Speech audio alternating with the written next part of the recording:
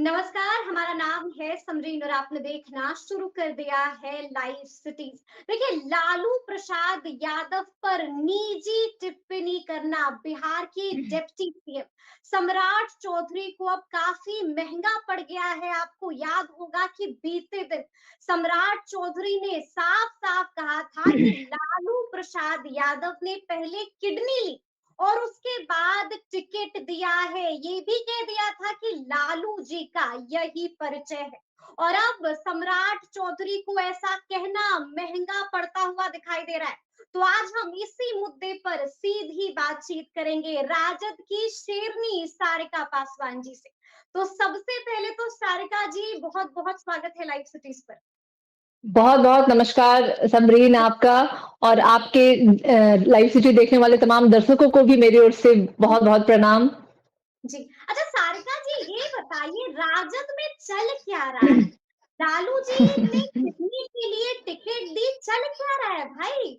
राजद में समझ नहीं आ रहा है सारिका जी। इस तरह की समरीन मुझे लगता सौदेबाजी है होती है राजद में, इस तरह की सौदेबाजी होती है। समरीन जी मुझे लगता है कि जब आप भी ये प्रश्न कर रही होंगी कि चल क्या रहा है, राजद में किडनी के बदले टिकट दी जा रही है, तो मुझे लगता है 10 बार आपकी भी जबान जरूर लड़खड़ा रही होगी बोलते हुए। और खास करके जिन व्यक्ति के विषय में ये बात बोली जा रही है, रोहिणी आचार्य, जो हमारे राष्ट्रीय अध्यक्ष लालू प्रसाद यादव जी की बेटी हैं, और आपको और पूरी दुनिया को पता है, मतलब पूरे लालू जी को चाहने वाले तो पूरे इंडिया लेवल पे लोग हैं, और उनकी स्वास्थ्य के बारे में भी मुझे लगता है कि तमाम देशवासियों को पता था। और उनकी ऑपरेशन जब हुई और जब बारी आई कि किडनी ट्रांसप्लांट की जरूरत है, और तब उनकी बेटी ने पहल की। हालांकि उनके कई बच्चे और सबों ने पहल की थी इस बात की, क्योंकि माता पिता के प्रति बच्चों की जो भावना होती है, मुझे लगता है वो प्राइसलेस भावना होती है। उसे आप रुपए पैसे या किसी और चीजों में आप कंपेयर नहीं कर सकते हैं, तौल नहीं सकते हैं। किसी भी तराजू पे ऐसी बनी ही नहीं है पूरी दुनिया में जो उसे तौला जा सके। और जब उस समय जरूरत पड़ी किडनी देने की, तो सभी लोग खड़े हुए, लेकिन बावजूद इसके रोहिणी आचार्य जी ने कहा कि सबकी बारी आएगी तब ना, जब मैं इनकार करूंगी। लेकिन मैं चाहती हूं मेरी, बिल्कुल एक इंटरव्यू में उन्होंने ये बात भी कही थी, एक बड़े चैनल के इंटरव्यू में उन्होंने ये बात भी कही कि मैंने बोला कि मैं क्यों नहीं, मतलब अगर वो दे सकता है, वो दे सकती है, तो मैं क्यों नहीं। हालांकि सब जानते हैं कि लालू प्रसाद यादव जी के 9 बच्चे हैं और 9 बच्चे खड़े थे इस चीज के लिए।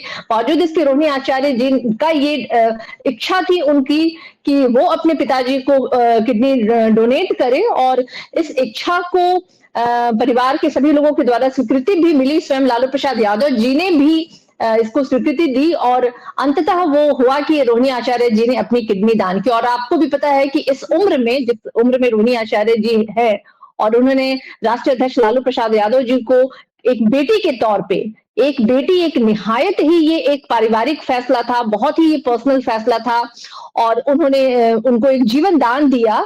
बहुत एक तरह से कह लिए वो काल, जब सबको पता है कि उस समय कोविड का काल था, हमने वो भी दौर देखा। सकता है सारिका जी, बिल्कुल बिल्कुल, कोई भूल नहीं सकता है समरीन जी। और आपको भी पता है कि उस समय तो लोग अपने ही परिवार के लोगों को छूना पसंद नहीं करते थे।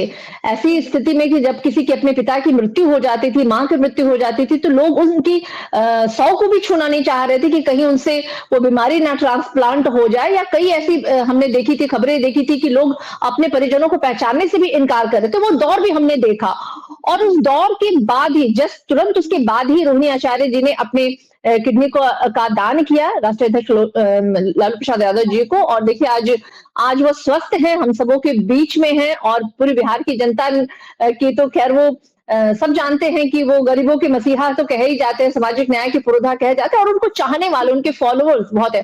और सबसे खास बात है समरीन, जब रोहिणी आचार्य जी ने अपनी किडनी दान की थी, तो पार्टी लेवल से ऊपर उठ करके भारतीय जनता पार्टी के भी शीर्ष नेतृत्व के कई नेताओं ने इस बात की तारीफ की थी, और सराहा था उन्होंने इस फैसले को सराहा था उन्होंने। तो मुझे लगता है कि हालांकि बेटियों के बारे में अगर मैं पर्सनली बोलूं, आप भी एक बेटी है, मैं भी एक बेटी हूं, और हमारी भावनाएं अपने माँ पिता के प्रति क्या होती हैं, एक माँ की भावनाओं अपने बच्चों के प्रति क्या होती है, मुझे लगता है कि कोई ऐसी स्केल, कोई ऐसा पैरामीटर बना ही नहीं है जहां हम इसको नाप सके या तौल सके। लेकिन वो फैसला जो था अपने आप में, हम भी बिहारी होने के नाते मुझे ये गर्व महसूस हो रहा था कि हमारे बिहार की एक बेटी ने इतना बड़ा फैसला अपने पिता के लिया। तो मुझे लगता है हर एक बिहारी बेटी के लिए ये बहुत गर्व करने का विषय था। और मतलब कि आज देखिए जिस मतलब कि सारिका जी साफ नकार रही हैं कि कोई इस तरह की बात हुई नहीं है। मतलब आप तो बिल्कुल पॉजिटिव पॉजिटिव बातें कर रही हैं सारिका जी, लेकिन बीते दिन सम्राट चौधरी को आपने भी सुना होगा, बड़ी टिप्पणी की है, निजी कमेंट किया है, पर्सनल कमेंट किया है और साफ साफ कह दिया है कि लालू प्रसाद यादव ने पहले किडनी ली है और उसके बाद टिकट दिया है। लालू जी का यही परिचय है। सुनकर सारिका जी बिल्कुल सच्चाई के साथ बताइएगा, पहली प्रतिक्रिया सारिका पासवान के मन में क्या आई? गुस्सा आया, क्या हुआ या शर्मिंदगी हुई? पहली प्रतिक्रिया, पहला ख्याल मन में क्या आया सारिका जी, सच्चाई के साथ? बिल्कुल सच्चाई के साथ मैं आपके सामने स्वीकार करूंगी सबरीन, जब मैंने सम्राट चौधरी जी का वो बयान सुना तो एक सेकंड के लिए मेरा मन जो है वो घृणित भाव, जो घृणा एक उत्पन्न हुई मेरे अंदर कि कितनी ओछी कोई व्यक्ति इस तरह की भी बात कर सकता है क्या। हालांकि हमारे समाज में ऐसा देखने को मिला है, कई लोग जो कहते हैं कि खून भी बेच के अपनी जो अपने लिए सुविधाएं खरीद लेते हैं। तो अगर राजनीति में टिकट लेना, अगर किडनी के बदले अगर कोई टिकट दे रहा है, तो मुझे लगता है कि लाखों लोगों की भीड़ यहाँ पे उमड़ पड़ेगी। भारतीय जनता पार्टी के पास टिकट कम पड़ जाएंगे, लोग अपनी किडनी मतलब देके बोलेंगे टिकट मुझे दे दीजिए। पासवान बड़ी बात कह रही है, साफ कह रही है कि अगर ऐसा होता है तब तो बीजेपी में लाइन लग जाएगी, सब कहेंगे कि मेरा किडनी ले लो और टिकट दे दो, किडनी ले बिल्कुल लो और टिकट दे दो। तो बिल्कुल। मतलब और दूसरी बात समरीन जी, मुझे लगता है कि अगर कोई व्यक्ति कुछ बोल रहा है तो उसके पीछे उनका अपना एक्सपीरियंस भी कहीं ना कहीं होता है। तो सम्राट चौधरी जी के बारे में भी समरीन जी आप जानती होंगी कि उनकी राजनीतिक जीवन की शुरुआत जो होती है ना, वो राष्ट्रीय जनता दल के पाठशाला से ही हुई। और राष्ट्रीय अध्यक्ष लालू प्रसाद यादव जी और राबड़ी देवी के ही शासनकाल में उनको मंत्री भी बनाया गया।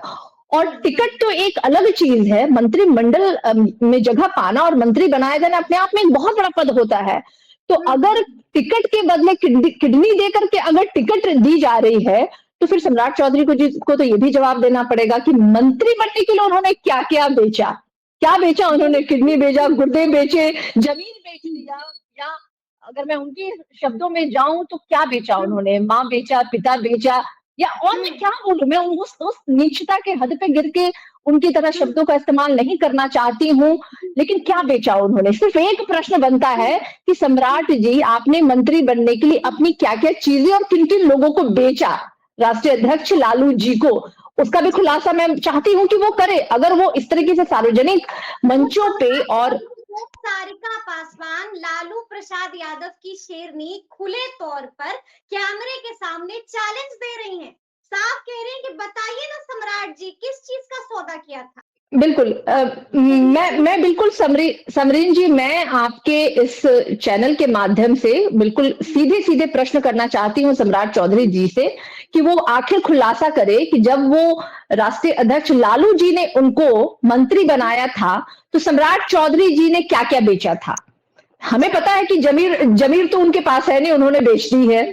लेकिन वो खुलासा करे किन किन लोगों को उन्होंने लालू जी को बेचा और क्या बेच करके उनको मंत्री बनाया गया। क्योंकि जिस तरह की भाषा वो इस्तेमाल कर रहे हैं एक बेटी के लिए, और एक मतलब एक बाप और बेटी के रिश्ते को जिस तरीके से कलंकित करने का उन्होंने प्रयास किया है, तो निश्चित रूप से हर एक बेटी जो है आज अपमानित महसूस करी। और ये प्रश्न सिर्फ मेरा नहीं है, बिहार की तमाम बेटियों का प्रश्न जो है वो सम्राट चौधरी के लिए है कि सम्राट चौधरी जी आप खुलासा करिए कि जब आपको मंत्री बनाया गया था तो आपने लालू जी को क्या क्या बेचा था। और जिस तरीके की भाषा सम्राट चौधरी जी कर रहे हैं, मुझे लगता है कि हर एक बेटी को वो कटघरे में खड़ा कर रहे हैं। कल को कोई भी बेटी अगर अपने माता पिता के लिए कुछ करना चाहेगी, निस्वार्थ भाव से ही करना चाहेगी, तो मुझे लगता है कि उसके ऊपर एक प्रश्न चिन्ह उठेगा कि आखिर इसके पीछे क्या मंशा है, क्या चाह रहे हैं भाई ये। देखिए, एक टिकट दे देना या कहीं से चुनाव लड़ने के लिए एक स्वीकृति दे देना पार्टी की तरफ से, मुझे लगता है कि जो उन्होंने दिया है उसका तो कभी ये रिटर्न हो ही नहीं सकता है, कभी नहीं हो सकता है। क्योंकि लेकिन सारिका जी देखिए, आपने भी अभी बड़ी बात कही कि सम्राट चौधरी ने किसको बेचा। पिता को बेचा, माँ को बेचा, लेकिन क्या सारिका पासवान को इस तरह का लहजा इस्तेमाल करना चाहिए? कहते हैं ना कि लोहे को महिला लोहा ही होने के काटता नाते जी, नहीं, मैं बिल्कुल, बिल्कुल मैं महिला हूँ और मैं सम्मान करती हूँ, लेकिन हम महिला वुमेन एम्पावरमेंट की भी मिसाल है। और हम अगर किसी भी महिला, किसी भी एक आम महिला हो या खास महिला हो, हर एक महिला के लिए, सम्मान के लिए, उनके अधिकारों के लिए खड़ी होने वाली महिला है। अगर हम ही नहीं बोलेंगे समरीन जी, तो आखिर कौन जवाब देगा इन पुरुषों को? कोई भी पुरुष देखिए, अगर किसी भी महिला के खिलाफ आपत्तिजनक शब्दों का इस्तेमाल करता है, उनके साथ अभद्र व्यवहार करता है, तो मुझे और आपको तो स्टैंड लेना पड़ेगा ना। और जिस तरह की भाषावली का इस्तेमाल सम्राट चौधरी जी ने किया है, वो दिखाता है कि वो कितने ही मतलब किस नीचता की हद पे जाकर के उन्होंने शब्दों का इस्तेमाल किया है, और उनकी एक्चुअली संस्कार क्या है, उनके आप संस्कार क्या है। देखिए, ये वही संस्कार नहीं है, आप संस्कार बिल्कुल, वाली सारिका जी। बिल्कुल, बिल्कुल, क्योंकि देखिए उनकी विशिष्ट संस्कार जो है ना, उनकी विशिष्ट भाषा में दिखाई दे रहा है। और ये वही सम्राट चौधरी है, समरीन जी, भूलना नहीं चाहिए कि अपने थोड़ा-सा टोकूँगी, राजनीतिक संस्कार तो राजद से ही शुरू हुए हैं ना। अभी तो आपने ही ज़िक्र किया, तो राजद में क्या यही संस्कार मिल रहे हैं सम्राट चौधरी को? यही संस्कार मिले थे? नहीं, नहीं, देखिए शकुनी चौधरी जी जो थे, सम्राट चौधरी जी, जी के पिताजी, उन्होंने मोतिहारी की एक राजनीतिक सभा के दौरान कहा था, नरेंद्र मोदी जी को तो हम यहीं ज़मीने पे गाड़ देंगे। वो जी। विचारधारा के व्यक्ति शकुनी चौधरी थे, लेकिन सम्राट चौधरी जी ने सत्ता लोलुप, और मैंने बोला ना कि जमीर तो उन्होंने बेच दी ना पहले ही भारतीय जनता हुँ, पार्टी में। और भारतीय जनता पार्टी की जो संस्कृति रही है, माताओं और बहनों बहनों के साथ क्या इनके सांसदों के द्वारा व्यवहार किया जाता है, सार्वजनिक है। किस तरीके से ब्रिजभूषण ने महिला खिलाड़ियों को, जिन्होंने देश का सर जो है ऊंचा किया करवाया, जिन्होंने देश के लिए स्वर्ण पदक जीते, उनको सेक्सुअली हरास करना, उनको मोलेस्ट करना, ये तो परंपरा भारतीय जनता पार्टी की रही है। और उसी परंपरा और उसी संस्कृति को आगे लेकर के बिहार प्रदेश के प्रदेश अध्यक्ष सम्राट हुँ, चौधरी जी लेके जा रहे हैं। और मैं ऐसा इसलिए कह रही हूँ क्योंकि देखिए, जब इनकी माता जी की मृत्यु हुई थी और उसके 10 कर्म के दिन ये भारतीय जनता पार्टी के बड़े बड़े नेताओं को इन्होंने अपने घर पे बुलाया था, और तभी ये विपक्ष में थे। और उनके जी, सामने उन्होंने, जब 10 कर्म के दिन एक प्रक्रिया होती है, एक संस्करण होता है जिसमें कि पगड़ी बांधी जाती है, और उन्होंने इस पगड़ी को बांध के कहा था कि मैं वचन लेता हूं, मैं प्रण लेता हूं कि ये पगड़ी मैं तब तक नहीं उतारूंगा जब तक कि मैं नीतीश कुमार को सत्ता से ना उतार दूं। सिर्फ और सिर्फ वो राजनीतिक लाभ के लिए उन्होंने अपनी माता जी के दशकर्म जैसे एक हाँ। संस्करण का भी उन्होंने राजनीतिक इस्तेमाल किया। इसलिए मैं बार बार कह रही हूँ कि जमीर इनके पास है नहीं। इन्होंने ज़मीर भारतीय जनता सारिका जी, एक बात और हम आपसे जानना चाहते हैं, क्या लगता है आपको? कहीं बीजेपी डर तो नहीं गई है? कहीं इस बात का डर तो नहीं है बीजेपी में कि अगर रोहिणी आचार्य चुनावी दंगल में उतर जाती हैं तो बड़ा डैमेज हो सकता है? देखिए, ऐलान तो हो ही गया है, अनऑफिशियली सबको पता है कि सारण से रोहिणी आचार्य ही मैदान में होंगी। लालू प्रसाद यादव ने भी लॉन्च कर दिया है बिटिया को। क्या लगता है, क्या यही बौखलाहट में सम्राट चौधरी इस तरह का बयान दे रहे हैं? डर दिखता है? देखिए, सबसे पहले तो मैं सम्राट चौधरी जी के लिए एक बात कहूंगी, समरीन जी, बचपन में हमने वो कहानी पढ़ी है ना कि राजा ने अपनी रखवाली के लिए बंदर के हाथ में तलवार दे दिया था, और वो तलवार जो है ना, चलाना कैसे उस बंदर को पता नहीं था। और एक बारी एक मच्छर जो है वो राजा के नाक पे बैठ गया, और वो बंदर अपने राजा को खुश करने के लिए उसने तलवार ऐसी चलाई कि राजा का नाक ही काट दिया। तो ये अभी बीजेपी प्रदेश में यही हो रहा है। बिहार प्रदेश अध्यक्ष जो है ना, वो उसी बंदर के रोल में है, और अच्छा, भाजपा बिहार वालों को लग चौधरी बंदर के रोल में। सारिका जी, आपको मैं समझा दूं कि आप क्या कह रही हैं। बिहार के डिप्टी सीएम सम्राट चौधरी, डर नहीं लग रहा है आपको? मैंने आपको कहानी भी सुनाई समरीन जी।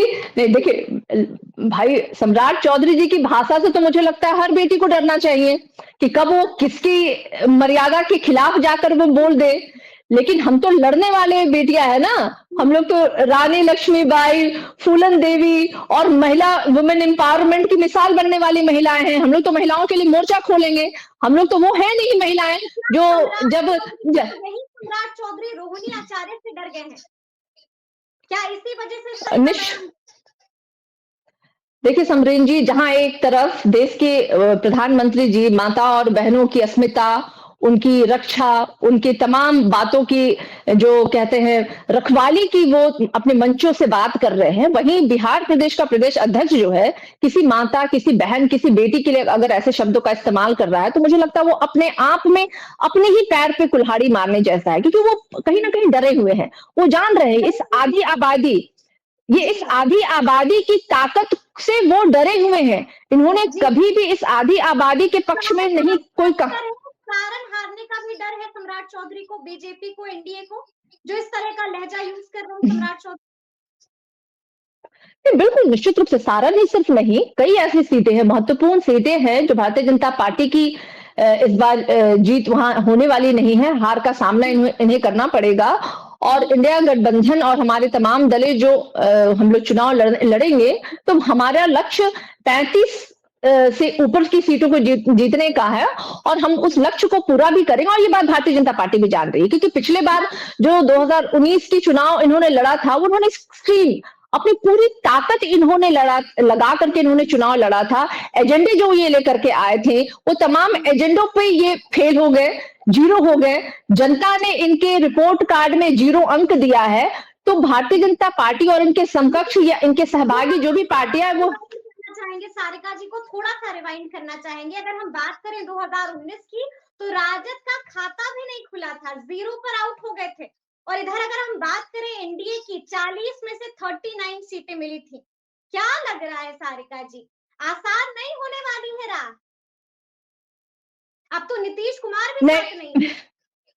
जी देखिए, नीतीश कुमार जी जब विधानसभा चुनाव के दौरान हमारे साथ थे तो उनको 71 सीटें आई थी और जब वो भाजपा के साथ गए तो वो बिहार की तीसरी नंबर की पार्टी बन गए। और आपने देखा पिछला विधानसभा चुनाव जो है तेजस्वी यादव जी के चेहरे पे लड़ा गया था, एजेंडे पे लड़ा गया था।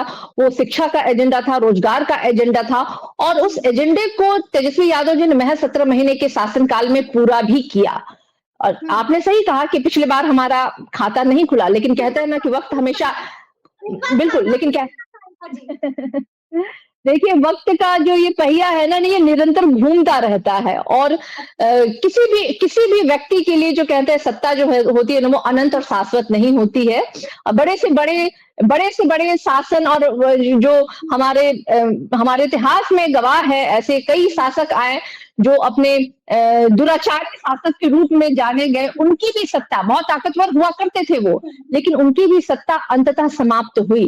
तो अगर कोई ये कहता है कि मेरी सत्ता तो अनंत और शाश्वत है और हम कभी हारने ही वाले नहीं है, तो ये तो कहीं हो नहीं सकता है समरीन जी। और इसलिए मैंने कहा कह रही कि भ्रम में, देखिए बड़े ही बेबाकी से आप जवाब दे रही है। एक आखिरी सवाल है सारिका जी, हम चाहेंगे बाकी से उसका भी आप जवाब दीजिए। क्या लगता है आपको, सम्राट चौधरी माफी मांगेंगे या नहीं मांगेंगे और क्या माफी मांगनी चाहिए? क्या सम्राट चौधरी को सरेंडर करना चाहिए? समरीन जी, बिल्कुल उनको माफी मांगना चाहिए और अगर वो नहीं माफी मांगते हैं तो ये उनके संस्कार है। और अगर वो नहीं माफी मांगेंगे तो बिहार की बेटियां और बहनें जो है ना, वो उनको जवाब देंगी, वोट के रूप में जवाब देंगी। क्षेत्र में वो जब जाएंगे तब उनको जवाब मिलेगा। माताओं और बहनों से प्रश्न जरूर उनके सामने आएगा कि आपने क्यों और किस तरह से आपने इस ओछी भाषा का इस्तेमाल किया। और अगर मुझे लगता है मूड बना लिया है, महिलाओं ने मूड बना लिया है सम्राट चौधरी के खिलाफ, महंगा पड़ने वाला है, करारा जवाब देंगी महिलाएं। बिल्कुल करारा जवाब मिलेगा, महिलाओं की तरफ से उनको करारा जवाब मिलेगा। लेकिन मेरी ओर से सलाह है सम्राट चौधरी जी को कि अगर तनिक भी आपके अंदर शर्म बाकी है तो बाहर आए और सार्वजनिक रूप से आप एक बेटी से माफी मांगे। भूल जाएं आप कि वो बेटी कौन है। वो एक बेटी है और वो बेटी है जिन्होंने अपने पिता के लिए अंग दान किया, महादान किया और आपने उनके लिए ऐसे शब्दावली का इस्तेमाल किया। तो मुझे लगता है एक पुरुष और एक अपने पुरुषों को आप आगे लाइए, क्योंकि पुरुष ऐसे नहीं होते हैं। जो कहते हैं अच्छे और महान पुरुषों की हमेशा रही है कि उन्होंने महिलाओं के सम्मान के लिए, महिलाओं की स्वतंत्रता, उनके सम्मान के लिए उन्होंने काम किया है। लेकिन आप अगर आप में जरा सा भी वो पौरुष है तो प्लीज आप निकलिए। आप भी किसी के बेटे बाप होंगे, किसी के भाई होंगे, आप भी किसी के पुत्र हैं।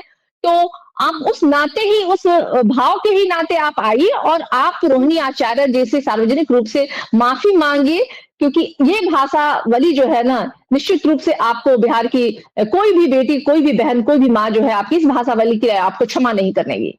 मतलब माफ नहीं करेगी। देखिए बड़ी बात कह दी है सारिका पासवान ने, साफ साफ कहा है कि सम्राट चौधरी, अगर तुम्हारे अंदर तनिक भी शर्म है तो बाहर निकलो और रोहिणी आचार्य से माफी मांगो। तो अब देखना होगा कि आगे आगे क्या कुछ होता है। बहुत शुक्रिया आपका बहुत बातचीत बहुत करने के लिए, बहुत शुक्रिया सारिका जी। तो देखिए बहुत अब बहुत देखना, धन्यवाद शबरी। जी बहुत शुक्रिया। तो देखिए अब देखना होगा कि आगे आगे क्या कुछ होता है और क्या करते हैं सम्राट चौधरी, ये भी अब आने वाला वक्त ही बताएगा। तो ये पूरी बातचीत आपको कैसी लगी है, कमेंट करके हमें जरूर बताइएगा। तो इस तरह के तमाम अपडेट्स के लिए ऐसे ही हमारे साथ बने रहिएगा और देखते रहिएगा लाइव सिटीज। बहुत शुक्रिया।